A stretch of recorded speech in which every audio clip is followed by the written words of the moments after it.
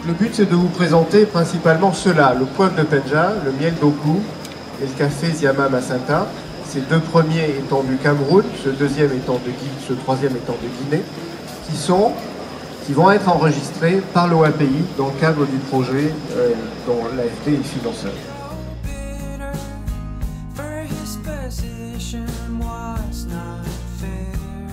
Laurent Berthiaud, qui est du CIRAD, qui est spécialiste d'analyse sensorielle, et qui a passé une semaine à Oku et une semaine à Penja. Pourquoi?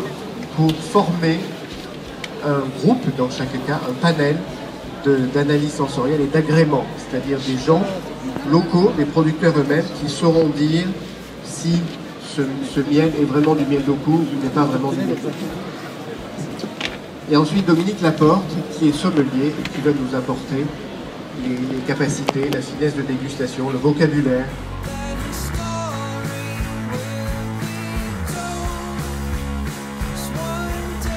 Donc c'est un paysage de montagne, frais, relativement frais pour un climat tropical humide, hein, c'est un climat tropical humide de montagne, donc c'est pas très chaud, il peut même faire assez frais. The properties are the medicinal properties gotten from flowers in the Kulum Egypt.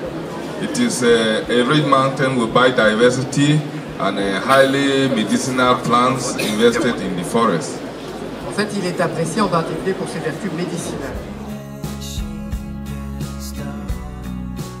La particularité Ziama Masanta, c'est la dominance, le caractère fort du volcan Mont Ziama qui induit un microclimat.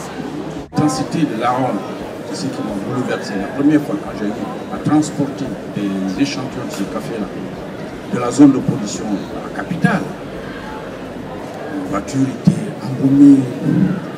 Je ne sais même pas qu'est-ce qu'il fallait faire, mais c'était d'abord la première impression.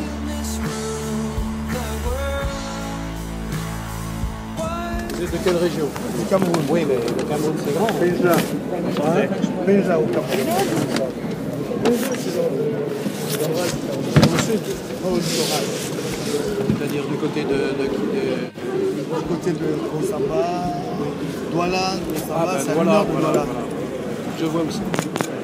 En fait, au Cameroun, on a beaucoup d'activités sur tout ce qui est culture vivrière et tout ce qui est élevage aussi, bien sûr. C'est Cameroun, un de nos partenaires importants à l'Afrique centrale. On est content que vous soyez là. Merci beaucoup.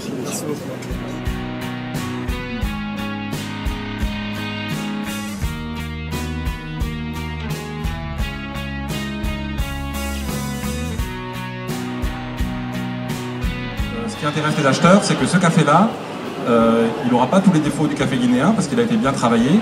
Et en plus, derrière, il y a une structuration, il y a des producteurs organisés qui fait qu'ils vont être capables de fournir sur la durée une qualité homogène et sur la durée. Donc les acheteurs de café ont malheureusement pris l'habitude, je dirais, par rapport à l'Afrique, d'aller vers l'Asie, d'aller vers l'Amérique du Sud parce qu'il y a une régularité, il y a un savoir-faire commercial qui évite les mauvaises surprises. Et ils se sont un peu détournés de l'Afrique.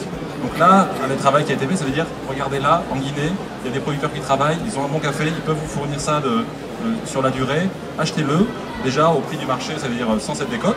Et donc déjà, je dirais, la valeur ajoutée du IG, c'est celle-là.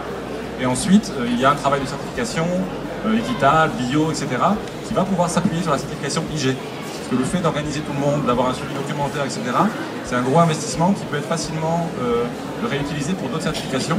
Et là, ça veut dire que ces producteurs-là, ils auront un plus 40, plus 50, plus 60 dollars par tonne qu'ils pourront valoriser. Donc, comme le disait M. Didier, nous ne sommes qu'à notre début.